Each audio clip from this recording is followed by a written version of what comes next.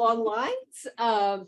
So we're doing the journal section first, and then we'll move to talking about publishing books. I'm Cheryl Doss. I'm the editor of Oxford Development Studies. And so it's always kind of fun to go last and try to think about what do I think still needs to be said. I would completely agree with David that the editor should not be the first person to read your paper. You should have had lots of people read the paper and give you comments on it before you send it. It's really critical to think about which journal you're going to send your paper to. And it's useful to think about maybe a range of journals, but really thinking about which type of journal you're going to send your paper to at the beginning. So as you're putting it together. So all of my work is interdisciplinary. I'm an economist. I publish in a wide range of journals, but I really think before I start writing, am I going to publish this paper in a development studies journal where I'm looking at a broad audience? Am I going to publish it in an agricultural economics journal? Then I need to speak a different language and frame it differently for those different kinds of audiences. So thinking about that early in the process is really helpful.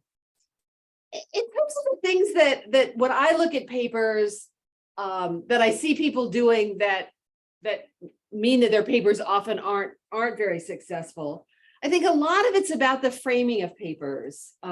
So yes, we get some where the methodology is not strong or the data is not very good. The data can't answer the question that they're asking. But in terms of really trying to think about how to frame your paper, there's a sense, I think, particularly with students and early career researchers, that somehow you've been taught that you should find a gap in the literature and you need to fill a gap. And I think that's a really unhelpful way to think about what you need to do. I would really encourage you to think about what the conversation is that's happening on the topic that you're writing about. There are people writing relevant, related kinds of things. And what you're doing with your paper is you're joining that conversation. So you need to be thinking about what conversation you're joining. That's partly thinking about which journal you're going to send it to. But if it's a gap and nobody's ever written on anything about this, then there's no conversation to join, right? So you need to figure out whose conversation you're joining and what is your contribution. And I think that's more helpful. I think the other thing that it helps to think about it as joining a conversation is that we get a lot of papers where people come in and will say, other people have done this and they've all done it wrong. That's not a very helpful way to join a conversation. You may think that they've all done it wrong and that you have something new to say, but again, you need to frame it as, I'm contributing to this. There's a conversation going on, and here's what I've done that's really new or helps to rethink or reframe what's already been going on in this area. I mean, I get lots that say nobody's ever, so we get some economics papers, nobody's ever regressed X on Y for this particular country. That's not a very good reason for us to publish the paper. We need to know, why do we care? So that why is it important? What is the contribution? How does it fit in these kinds of conversations? And I guess for those of you that are DPhil students or recently finished your DPhil, you want to be really careful. Often you take a chapter and turn it into a journal article, but there's a lot of work that goes between taking a chapter and having it be a standalone article. I think one of the things early career people often do is try to put way too much in a single journal article. You want there to be a substantive contribution, but you're not trying to put all of your great ideas from your thesis and the ones you've thought about since then all into one paper. So really thinking about how you focus and answer a particular research question in your paper will also help you to write a stronger paper that's going to make it through the review process. I will stop there. We've got a little bit of time for questions. I think I can see all the people online, so just raise your hand if you've got questions. And maybe we'll take a few questions and then let the three editors try to answer them. So questions.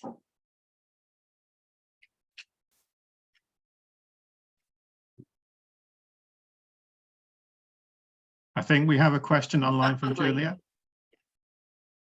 Hi, thank you very much. Thanks so much for all of that advice. Really great.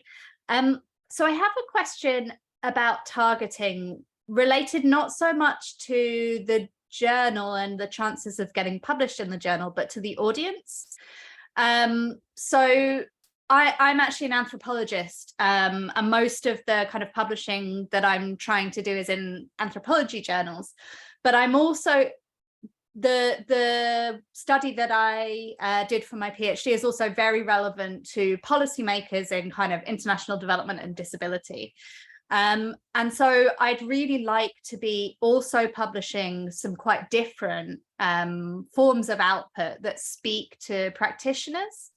And I was wondering, I've been really struggling basically to work out where to do that kind of thing, and whether it may be that it isn't academic journals, but if it is academic journals, what, is there a way of finding out who's reading journals in order to do that kind of audience targeting? And if it isn't academic journals, do you have any insights about potential other places to be doing that?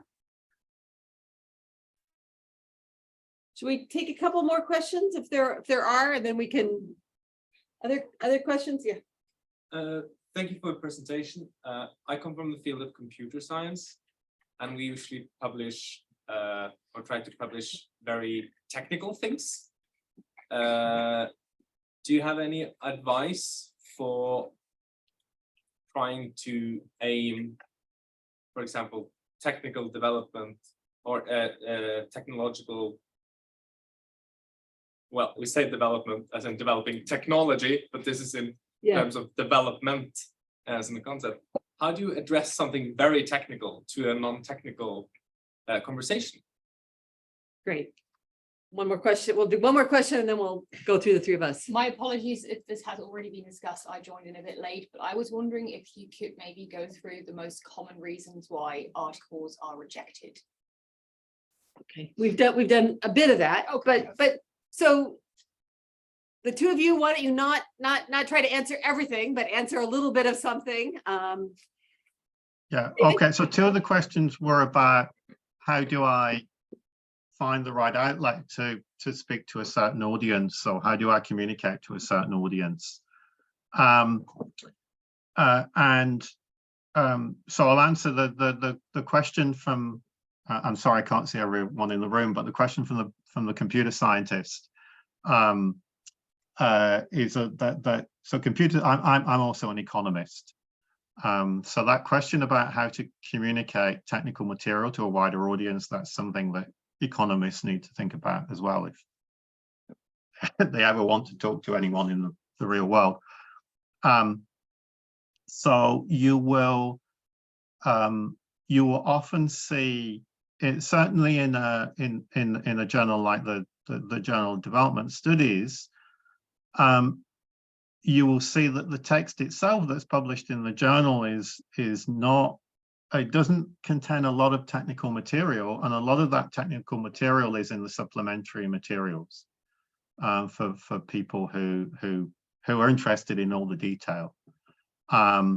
It's important, if you want to communicate in a general journal, to be able to explain the intuition for the results you're getting from the technical work that you've done, and you hopefully you will be able to find senior colleagues or mentors or supervisors who can help you think through how to do that. Sometimes when I'm writing a response to a submission, and the paper is very technical, I will give some quite detailed advice about how to rewrite the paper. Put all this technical material in an appendix, and then think about how you want to communicate the thing that's really important. But there is a writing skill. In terms of what is the audience for a particular journal? I think that when you look at the journal's website, the text that tells you what things are the editors interested in, they're also telling you what things the readers are interested in, because the only people who are going to read this journal are, broadly speaking, are the sort of people who are interested in what the editors are interested in, for obvious reasons. There are journals which they will explicitly say, broadly across the social sciences, there are journals which will explicitly say they have an interest in policy. If I had an email from a potential author asking me, well, what exactly do you mean by policy? And can you give me a bit more detail about how to interpret it in the context of my work? I'd be happy to respond to that. So feel, if, for example, you have questions about what is this journal really interested in, is my work relevant to that journal, it's fine to send a short email to one of the editors, and you ought to be able to expect a short reply. Yeah. Great, thank you. Okay, so I'm an anthropologist myself, so I feel like answering the anthropology question maybe.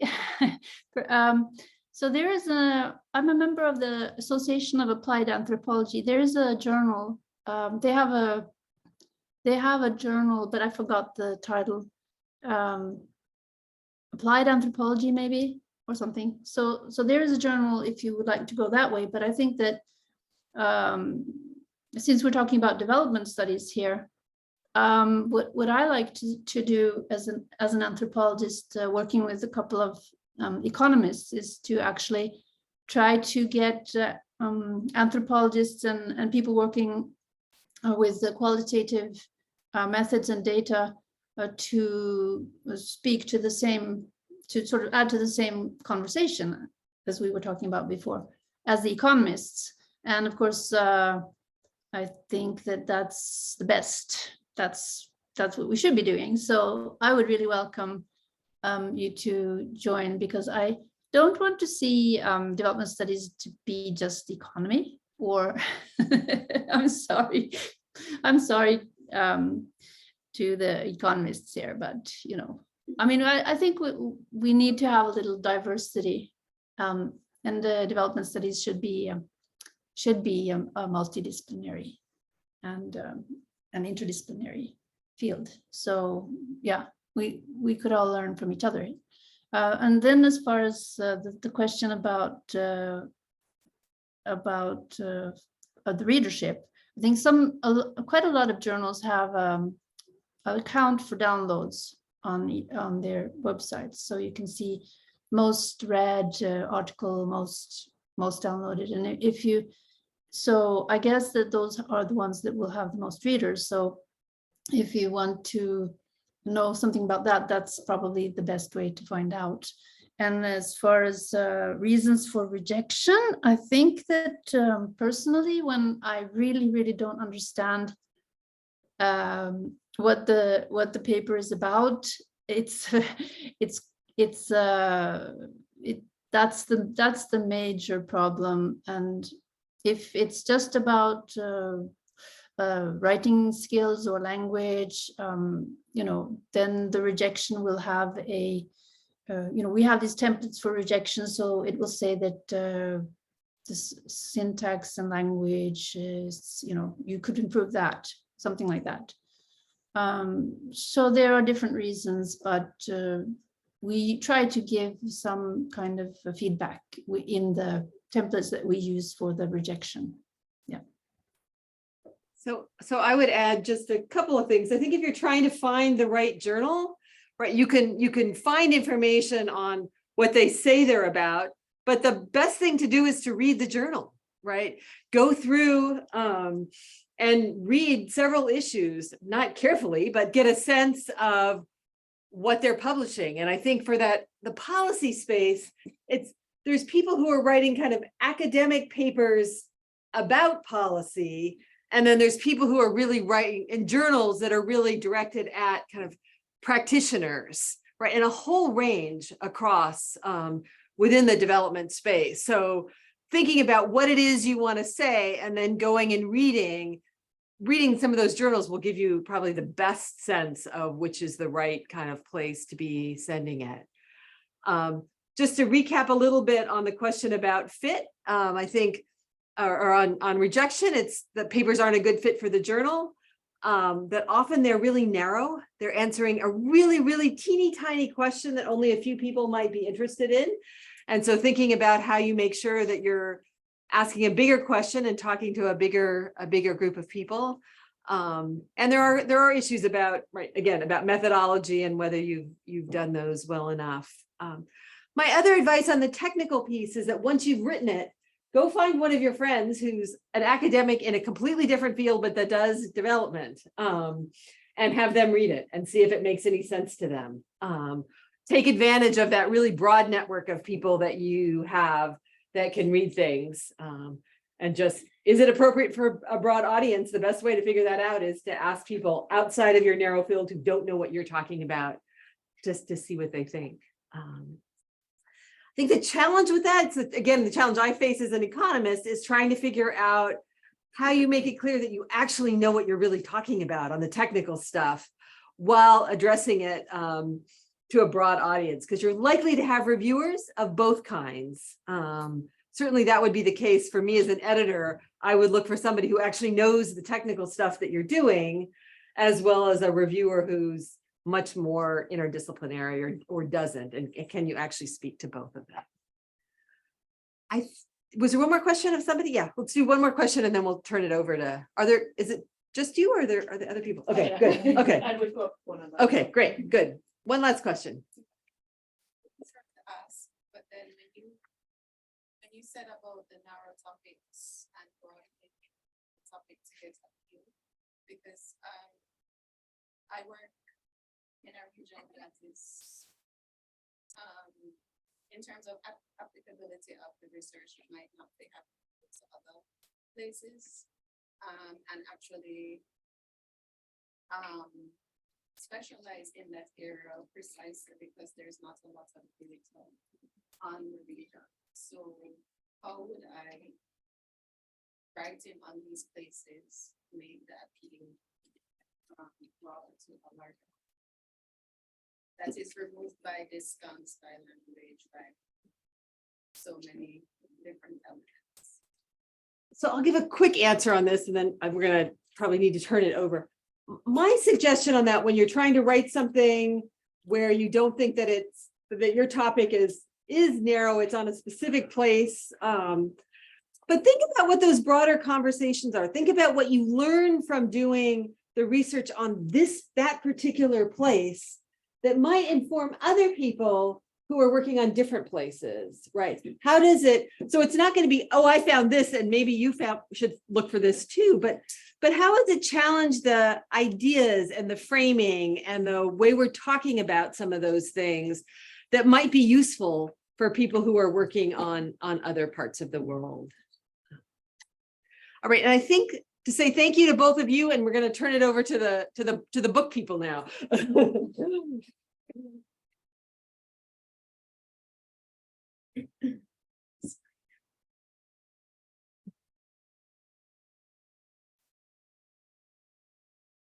Are you starting? No, well, Might as well, might as well. it's more of a collaborative It is, discussion, isn't it? absolutely, So, yes. yeah, also, I have a USB. Oh. So do you want to take it away? Because Yes, I can. So just to briefly introduce myself, I'm Jutta Makbal. I'm the commissioning editor with Practical Action Publishing, which is a smaller independent publisher. We're linked to Practical Action, the NGO. Our aim is to sort of bridge the gap between research and practical applications. So our books are very much focused on a more practitioner-based market. And so we sort of split it up a little bit in terms of what we're going to talk about. So I'm going to start off, and when you think about writing a book or turning a PhD or a dissertation to a book, I think one of the really, really useful questions to start with is, who is my reader? Like, who am I writing for? Who's my audience? Because I think once you know that, it will help you formulate a really good book proposal. So I think with a dissertation or anything like that, you've got a very specific audience and a very limited audience. You know, it's aimed at the academic, it's at your supervisor, at the reviewers. If you're looking at a book, you need to think about, who am I writing for? Who wants to read this? And when you have to fill in a book proposal, so the first thing will be write a summary of what your book is about. So it's essentially a sales pitch. But I think you just have to remember it's not a sales pitch to us as publishers, but it's a sales pitch to you readers. It is about, why does someone want to read this book? What are they going to get out of it? What are they going to benefit? Like, think about those things. Like, what kind of things are you studying? What things are you researching that will help the reader in whatever they're doing? So really think about that. I think it will also help you in thinking about your structure. So most book proposals are about, you have to give a sort of structure outline, sort of chapters, very brief overview. If you think about the reader journey, so let's say you write for a practitioner, very unlikely they want to work their way through a big chapter in theory and methodology. So that might be stuff you just want to still have in there, maybe as an appendix, but yeah, just think about, how are you going to lead the reader to where you want to get, like where they're going to find that key message, and how do you get them there on the reader journey? The third thing is competitors. Again, it's a sort of standard question you get on a book proposal. What other books are out there? What are you going to be up against? That kind of stuff. Again, just because a book is sort of in a similar field or talks about a similar topic, if it is aimed at a very different audience, it's not necessarily competitive. You know, it can be complementary to your book. So just think about that as you research the other books that are out there in the area. And finally, another question on book proposal is the market audience. So who are you looking to get to? And I think it is very easy to sort of do a broad sweep, you know, to say, oh, it's going to be relevant for policymakers, for academic institutions, for the sort of practitioner. But actually, when I read through book proposals, and in that section, I see that someone has really put thought into it, you know, sort of saying, yes, it can have a broader appeal, but actually my main audience will be in this kind of area, and this is who I'm writing for. Because that will give me, as commissioning editor, a real confidence that you have thought about what you want to say, you have thought about how you're going to say it, and also the third thing, that you have looked at our website, you have researched us as a publisher, and you know that our audience will be the audience that you are writing to. Great. So Jutta is obviously from Practical Action, which is publisher that's really effective at bridging the gap between policy, practice, sort of research. My name's Helena Hurd. I'm from Routledge, and we publish books sort of across the spectrum of global development. We're probably the world's largest publisher of global development books. So we have research books, we have textbooks, and we have sort of some crossover practitioner professional books as well. Adam Swallow, who will join us in a minute, is the editor for OUP. So really together, the three of us actually cover quite a broad sweep of books publishing in global development. You know, it's quite an unusual subject. It's quite a small subject in academic publishing terms, and really not many publishers specialize in this space. So the three of us here really, you couldn't have better sort of across the team. Jutta's done a great job in sort of thinking about audience. I'm going to do a little bit talking about writing tips, but I also wanted to sort of highlight the voices of our authors at Routledge who have been there and done this. So if you're looking to publish your first book, these are authors who have their tips to share, and I wanted to give the floor to them a little bit rather than speaking too much myself. It's a lazy option, right? So if we can make the tech work, I'd love to just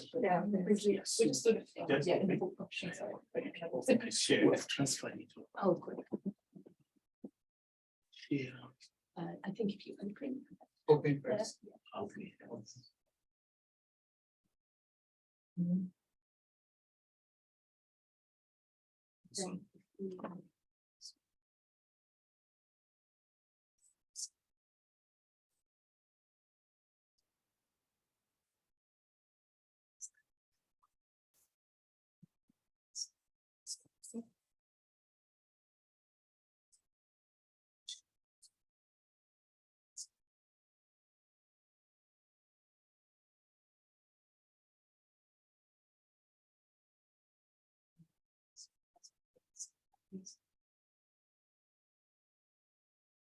be editing a collection, be super strict with your authors about the deadlines. If you're totally inflexible, you'll get your chapters in on time. Write something. The perfect chapter does not result from endless contemplation, but rather through writing and rewriting over and over again. If you're turning your dissertation into a book, you don't have to include everything. Think about what you found most interesting or most important and create your story around that. The writing process has its highs and lows, but from my experience, if you keep writing little by little, you'll finally complete that book. Audience. There were so many different stakeholders involved in our volume. We wanted to make sure that it really kind of addressed both an academic audience, but also was a practical use to people working on the ground. Do an open access publication. That way, your book will be accessible to scholars, policymakers, and practitioners all over the world. Make sure that you have something new to say, preferably on anti-corruption, on integrity, on listening, and not just more on project management. A manuscript by heart and get to book is what the editor says. What I did is I converted the chapters into a collection of short stories so they read better because the reader's important. If you're an independent consultant and you'd like to write a book, you often face the choice between writing the next chapter or taking on the next assignment. And the next chapter never wins until you no longer make that choice. And instead you make the overall decision to decline all invitations for assignments and focus on writing the book instead. Good luck. Keep an overview of the whole book, because that allows you to focus on the details without risking getting lost. Write every day, no matter how little, and don't check your email first thing in the morning. So yeah, if you they all speak really fast because I was really strict with how long they could have their clips. So my favorite bit is try and do this, and trying to tell academics to speak very briefly is challenging. But the video is on my Twitter as the pinned tweet at the top. So I'll write my my detail there, and you can watch it again without having to take too many notes. But I do think they make some really important points. I think the key challenge I think for researchers who are converting their thesis into a book, or who are sort of trying to navigate the publishing space, is to really prioritize their own voice. I think often with a thesis, you sort of start off with some questions to explore, then you look at what everyone else has said, then you sort of do your methodology, you do your research, you find your way to your conclusions. Books are really the other way around. So you start with what you want to say and your unique contribution and your argument, and then you sort of evidence it over the course of the book. So I think the sort of common pitfall that I see as an editor is when the researcher is too timid about putting their own ideas forward. So finding your own voice is really important. And then just, you know, what they said. I think we'll head over to Adam now from OUP. If we can unmute. Okay. Hello, thank you. Morning, afternoon, depending on where you're watching this. So, great general introductions going on here. I'm Adam Swallow. I'm the commissioning editor for Economics and Finance, which covers development studies, strangely, at Oxford University Press, the world's largest university press and a department of the University of Oxford. We publish the DSA series. I think there's about 15, 16 titles published now since 2016 when it kicked off, and at least another 8 or 9 in the pipeline over the next 12 months or so. So let's talk a little bit about finding the right sort of publisher and the discoverability aspect of your work. For those of you who were in the room for the journal session, there was an awful lot about the fit of your article to a particular type of journal. And in some senses, it's similar with that with the book publisher, the long form book publisher. What sort of fit are you wanting? And as you've seen, you've got a range of types of publisher as well: practical, action, policy, etc. Routledge, with its monolithic, try everything, do everything, you know, catchment type area, which is fantastic for crowding and grouping titles together. And OUP, who are rather famous for a dictionary and a few journals, and hopefully a few books as well. So choosing the right sort of publisher is quite important. one piece of advice I might have, and this might be pre-pandemic advice, but I think it still holds. Walk into the biggest bookshop that you can find and head to the section where you imagine your book would be appearing. Who else is working in this area? Which are the publishers working, publishing in this area? Where would you expect to see your book in the bookshop? And you can't have the table at the front, I'm sorry, that's already been taken. But where on the shelf would you find it? And what else is around in that area? And I say bookshop because it's current. This is what publishers are currently working on. It's not the same as going into a library and finding out what publishers were focusing on 20, 30 years ago. And I say physical bookshop, but nowadays, so much of it is online. So much access is online. And we're not just talking ebooks here, but online platforms as well.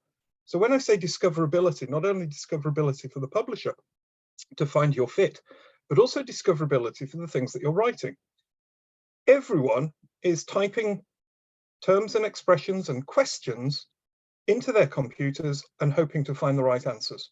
And the idea is that your words will answer the question that they're seeking that they're raising. And so the clarity of your writing, the descriptiveness of your writing, again, in journals, it was said it's the abstract that counts. You've really got to set out clearly what this thing is about. And it's the same with a book proposal. It's that description of the book. It's that 150-word blurb. We ask you to prepare post-contract and all the rest of it. We ask you to prepare 2 or 3 versions of that. One for someone who knows nothing at all about the topic. So in a sense, the sales reps can go out and sell the book using the words and the language that some of the book buyers might more readily understand. Or you've got the slightly more technical version, which will appeal directly to the readership that you're trying to target as well. So the abstracts, the summaries, the synopsis, even at proposal stage, really help situate and position the clarity of which you're coming through. And the same applies to keywords, your choice of keywords and association. I find are extremely useful as well for grouping, for positioning your work within a certain field, which means that it will be discovered within that field. Many authors have ambitions for multidisciplinary work because it covers this section and this section and this section, and it's this great mass readership, but in reality it's the center of that Venn diagram, which is where we'll target for the main readership, and getting it on their screen, basically in front of them. That's the joy of discoverability. I used to have an example that worked. I haven't tested it recently, but if you typed into Google something like industrial development in Tanzania, the definition came from an abstract from an edited volume that we published. That was seen as the definition on the topic, and there is no greater thrill than finding that you're the basis of the font of all knowledge and such like. So the clarity of the writing and discoverability is essential. I suppose if I had one pitfall advice, it's something that we did last year as well, something to think of, and then some pitfall. It would probably be avoid jargony titles, catchy titles. A Tale of Two Cities, really? That's really not going to be discoverable. And guess how many books the first chapter is called Introduction? So perhaps unpack that a little bit and describe what the introduction is going to include. Variation on the main title or something like that. I'll leave it there for questions. Great, thanks, Adam. I suppose we'll sort of open the floor up to general discussion, but first maybe if it's not too clear, because we've been talking about things like book proposals, you might not know what the actual process of getting your book considered and published is. Talk to the publishers such as myself or Jutta or Adam, and you ask for their book proposal form. It's a questionnaire which gets you to unpack your aims and objectives for your work, chapter abstracts, audience, things like that, things that Jutta was talking about, and then you submit it to us with some sample writing. We do some peer review, and we go back and forth and discuss, and hopefully, all being well, we move ahead to contracting the book. So just to sort of put it in those broad and obvious terms, because it's obvious to us, but it might not be for an ECI who's just sort of starting out, wanting to get this process demystified. So if we open to questions, and then Adam can jump in as well. Let us know if you're struggling to hear anything, Adam. No, you're perfectly clear. Oh, great. Yeah, any questions about book publishing? Clearly, I mean, Yeah. we've been thorough.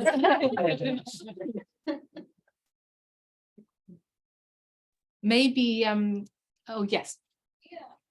It's not really book publishing, but I just want to circle back to something you mentioned. You said, as opposed to writing a research article, you start from the question, then literature review. I meant more a thesis. Thesis, right? And then, but you said going back, writing a book based on your thesis, turning your thesis into a book. You said starting from the wider, like starting from your interesting findings and going back. I missed like the trajectory, like where it will be leading to. So I just wanted to, if you can just go back. Yeah, sort of unpack it a bit. I mean, the problem with generalizations is that they're generalizations, and then sort of any one individual who picks it up sort of thinks, you know, it might or might not apply to them specifically.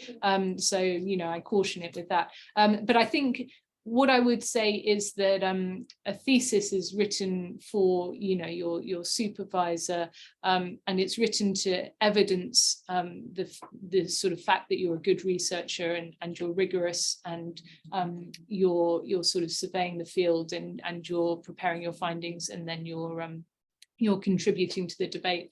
But a book, in my opinion, your voice really needs to come through strongly. So that's where you sort of start with your contribution, with your argument. If you, as you know, any one of us, if we open an article or a book or any piece of writing, and we only find what they want to say on page 10, we might not have got that far.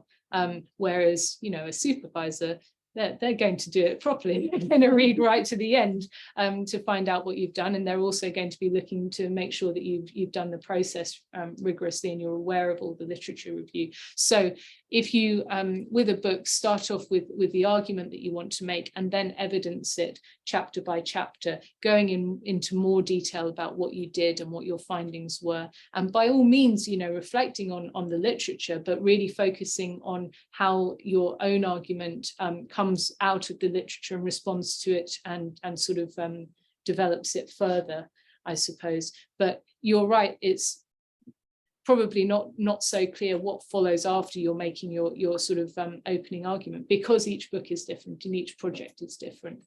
But all I would say is put your main findings up front. I don't know if you agree, Jutta. Yeah, I would definitely agree. Maybe just to give an example, I'm currently working with someone who's turning her PhD into a book.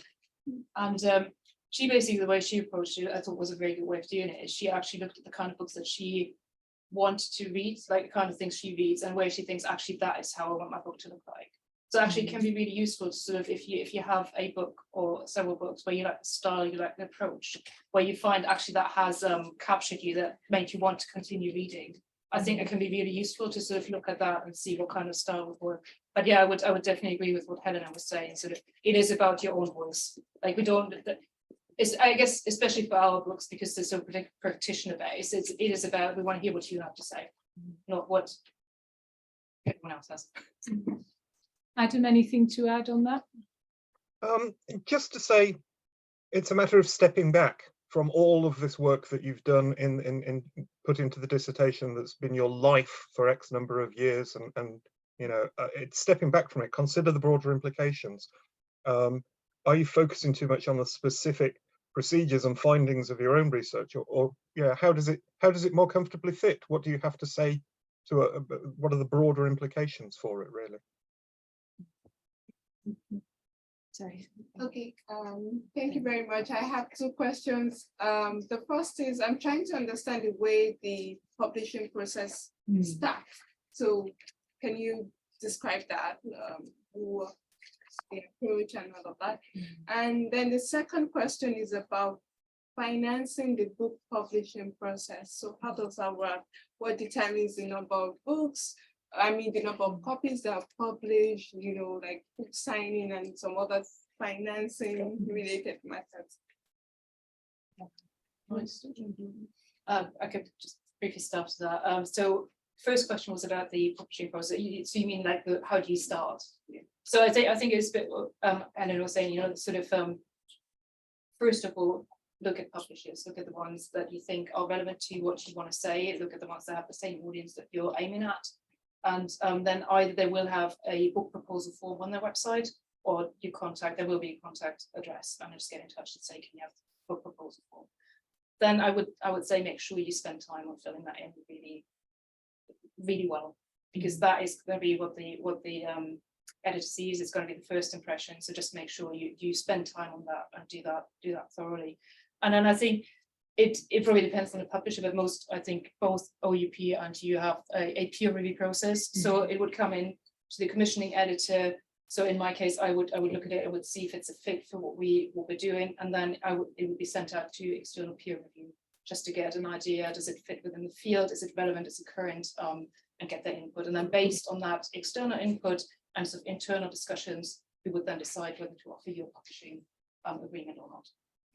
Yeah, I would absolutely agree with that. And you know, research publishers who are publishing in your area, and figure out who you want to approach, and then just go by their website, or else, you know, you can approach us directly. I mean, we should be on the DSA website, but if not, that's me.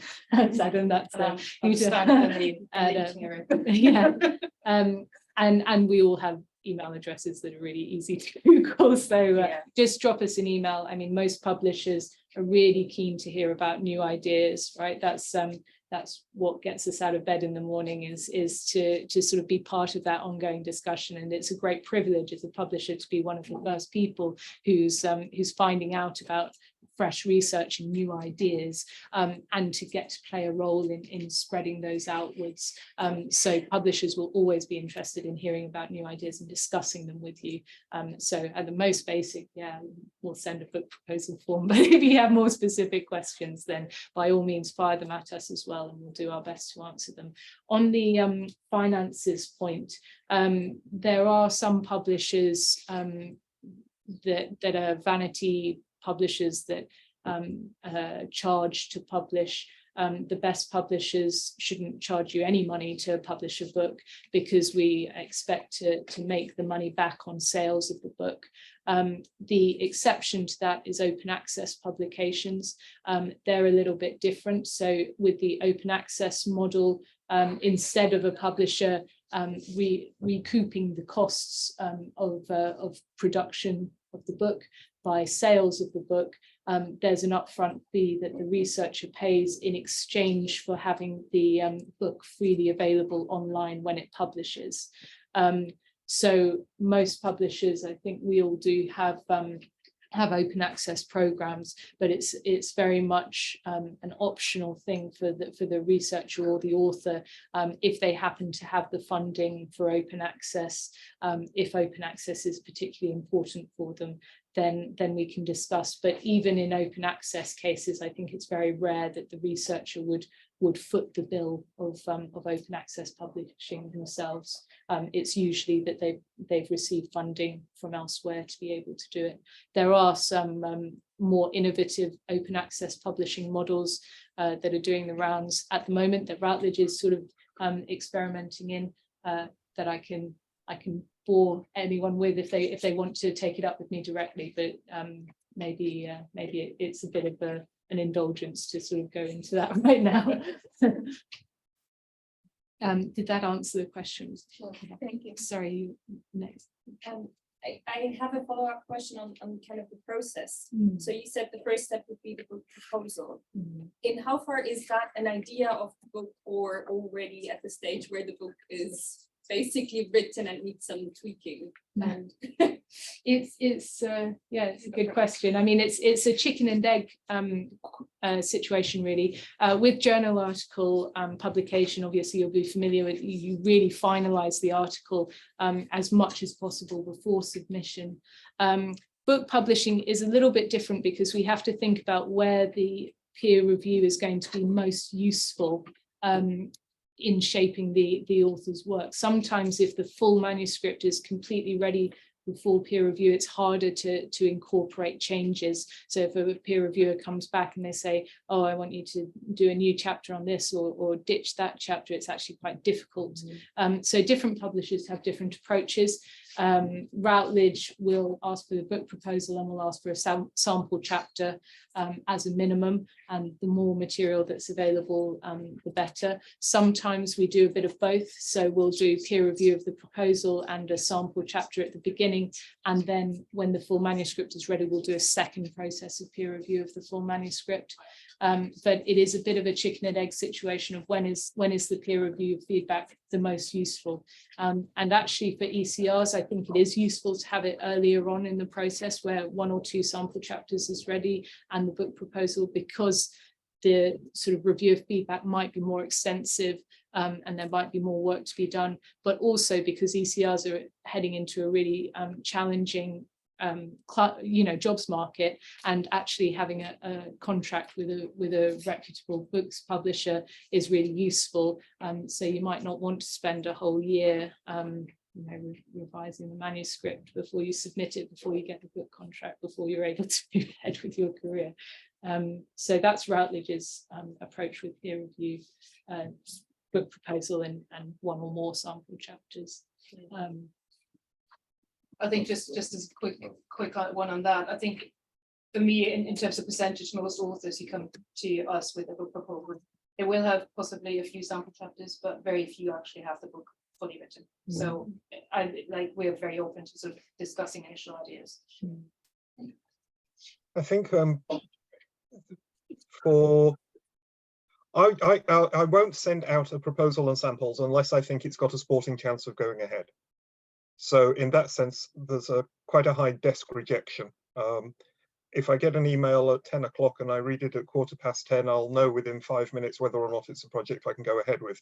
Obviously, I can't reply to the author at 10:30 because they'll convince me that I couldn't possibly have read it in that time. But you know at first read whether or not this is something that is has potential, is a fit, is good to go ahead with, etc. If it's got potential and all the rest of it, then I'll get back to you and make suggestions on what the proposal needs to include, more thought, more incorporation, additional samples.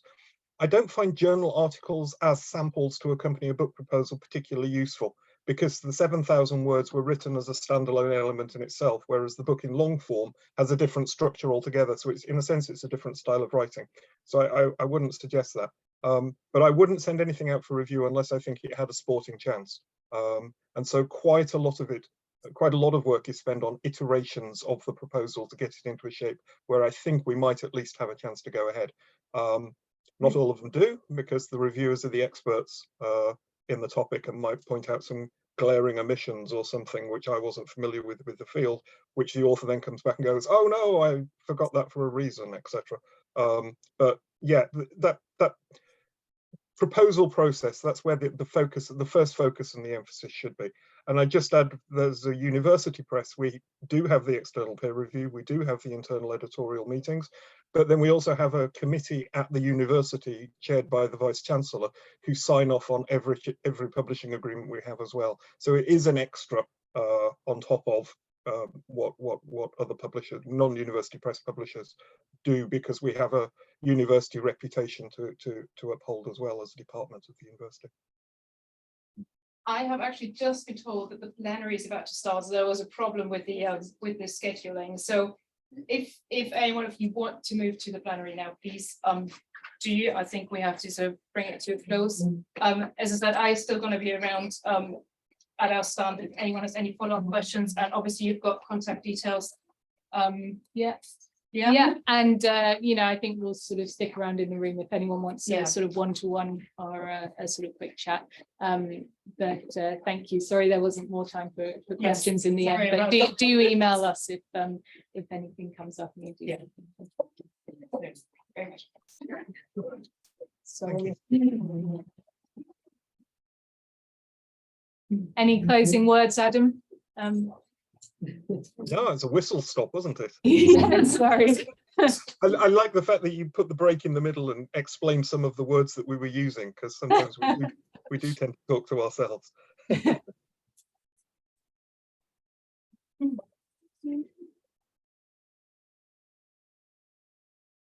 I realised that they were sort of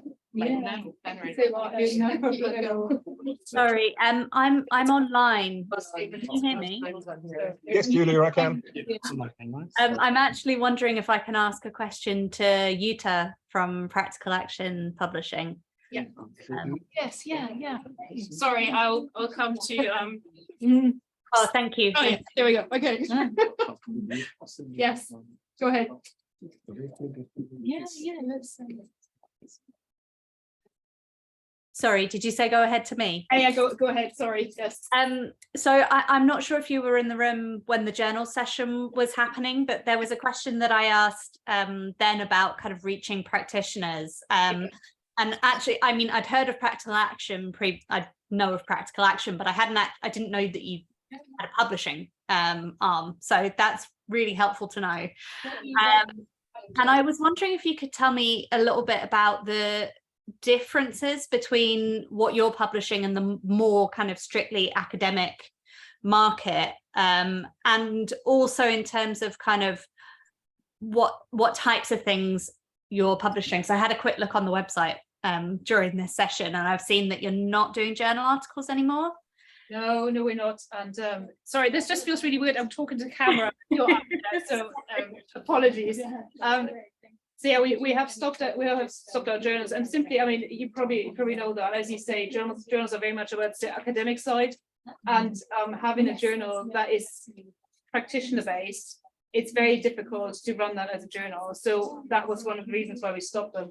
But in terms of our books, so when I say that practitioner focused or sort of aimed at practitioners, they're very much about, you know, a practical application as to what you want. Like all of our books are very much about, you can give it to someone who is working in the field and they can get something useful out of it. You know, it's like something for their daily work. It is something for their projects. It is something for what they're doing. So it is very much about let's get this research knowledge out there and make sure that people can use it. And I think the other thing is we try to keep our books affordable. I mean, you probably know sort of academic books tend to be quite pricey, whereas we try to keep to the price point that sort of allows people in, especially sort of global south and that they have access to it and it's useful to them.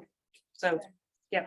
So does that affect things like the length, for example? Presumably it would mean that they're likely to be shorter. Most of our books are probably, but we also have longer ones. So it really depends. If you have something to say that needs to be said in so many pages, then, you know, if you can justify why you're using that many pages, then I think absolutely keep it in. I think we're just trying to keep it accessible. Just to make sure that everything that's in there is in there for purpose. Yeah, no, that definitely makes sense. And I think particularly because so many practitioners are really time poor as well. Yes, so exactly. If you actually want people to read something, and that's kind of the issue that I've been struggling with, because I know that, you know, practitioners are not going to read my journal articles because they're way too technical. But also, like, I mean, I used to be a practitioner. I definitely didn't have time to read a book either.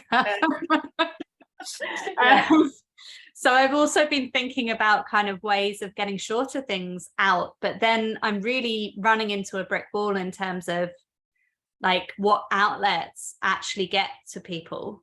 I don't know if you have any advice on that. Like when you say shorter, like what kind of length are you talking about? Well, anything from like blog posts all the way to kind of working papers and things like that. Oh, I see what you mean. Sorry, remind me your anthropology. What particular focus are you So my research was with a disabled women's organisation in Uganda.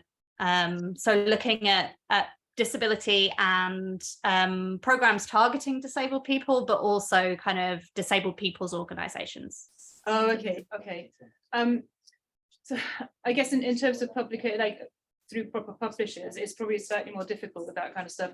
I mean, what I can give you an example. So we work closely with a lab, which is the Latin American Bureau, and they work very closely with researchers, you know, to write blog posts and shorter working papers and that kind of stuff. So there are organizations out there, so you might need to just have a search for them and see if they have any outputs and that kind of stuff. So I know that quite a lot of those organizations are looking for writers, are looking for contributors to their website. So I think that might be one way to do it.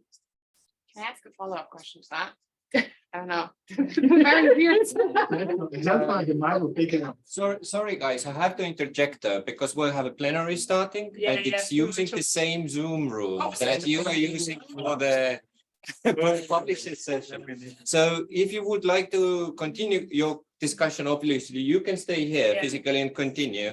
Otherwise, feel free to drop me an email if you want to have further discussion. Maybe like a follow-up meeting or some sort, yeah? Thank you so much. I really appreciate the help. Thank you. No problem. Thanks to all of you who have spoken. Can I ask a very quick question here? Sorry, can you hear me? Am I audible? Sorry, we have to close this Zoom. Okay, so my question was, there is a session recorded. Can I access it at some point later because I missed it? Yes. Yeah. Yes, this is recorded. It will be uploaded in a couple of hours, probably by tomorrow. Thank you. All right. Thanks. Same question. Thank you, Amrita. Yes, if you, yes, nothing recorded.